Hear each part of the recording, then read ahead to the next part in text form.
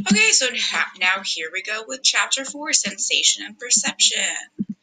So we know that sensation is everybody gets the same kind of sensory information, but we all perceive that differently. Stuff you want to make sure you're aware of. Selective attention is the focusing on a particular stimulus. Like if you're in a big party, we hear one voice out of all those voices, you're selectively paying attention to that voice. The absolute threshold is the minimum stimulation needed to detect a particular stimulus 50% of the time.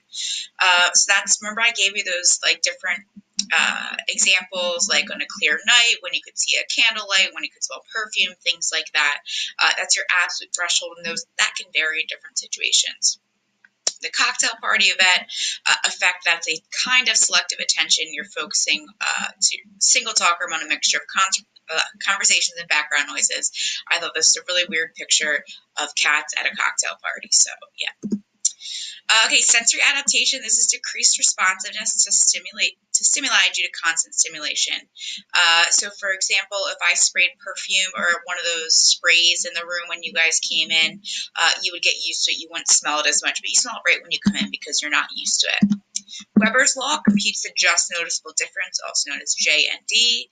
That is, it's okay. The change needed is proportional to the original intensity of the stimulus. It's showing, how much of a change in the dimness of lights or how much of a change in the weight of things does it take for you to notice that just noticeable difference.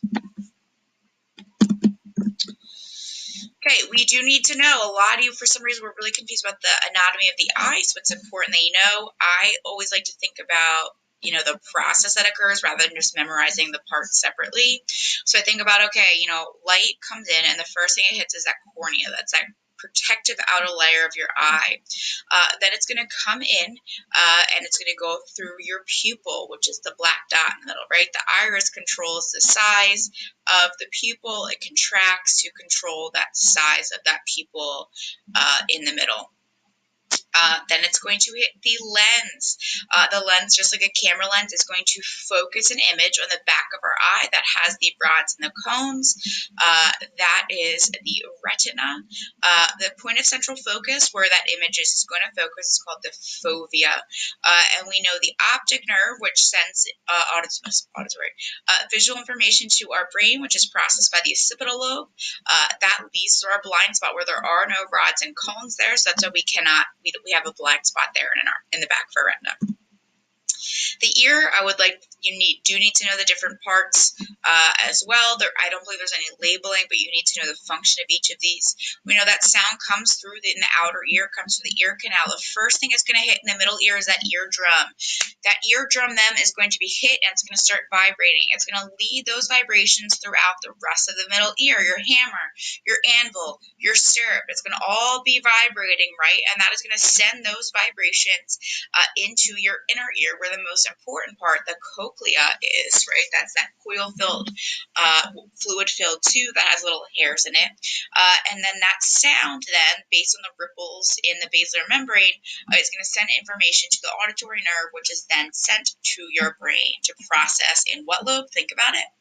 Temporal lobe. Okay, deafness.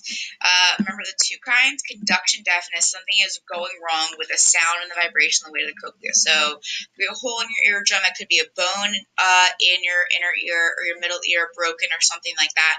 You could replace the bones or get a hearing aid to help. Or you could have sensory neural deafness, which is the kind that I have, where the hair cells in the cochlea can get damaged. Or the nerve could get damaged. Loud noises can cause this type of deafness, so stop listening to your music so loud. There's no way to replace the hair cells, the hairs in your ear, unfortunately. And a cochlear implant is possible. That's what's helpful when you have sensory neural hearing loss. Okay, chapter 5. When we are awake, we are, think about it, conscious, right?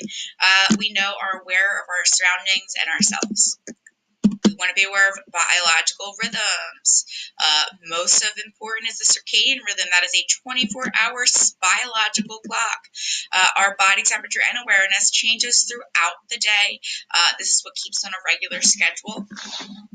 And it is best to take a test or study during your circadian peaks, actually. Okay, we do need to know during stage 1 sleep, this is when those hypnagogic sensations occur. A lot of people had problems reading that on their card game, but that's okay. Hypnagogic sensations of falling or jerking awake or something like that. That happens during stage 1 of sleep and consists mostly of theta waves. Stage 2 follows stage 1, obviously. This is what approximately covers about 45 to 60% of our sleep. I also included these images in here. We want to know the difference, the changes in waves. We know as we get deeper into sleep, like we see right here, those are delta waves. Those deep waves means that we're getting that restorative slow wave sleep. Yeah. Okay, stage 5, though it's not really called stage 5, is REM sleep, rapid eye movement sleep, a very active stage of sleep. Your breathing, your heart rate, your brainwave activity is going to quicken. Your eyes are going to rapidly move, right? This is where your most vivid dreams occur.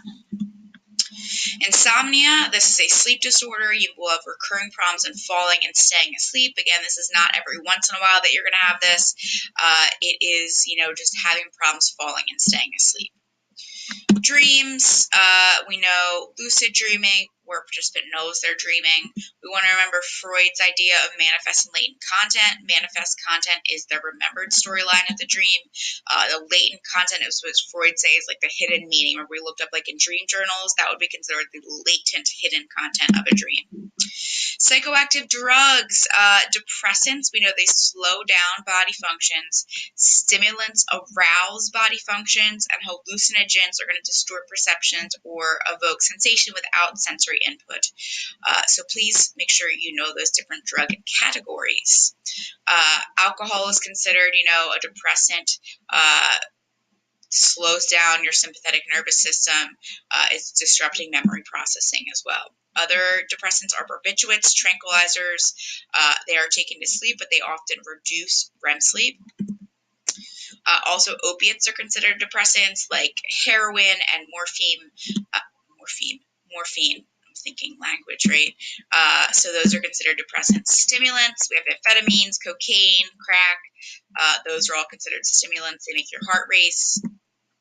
Cool. So I'm going to stop there before I go into chapter 6.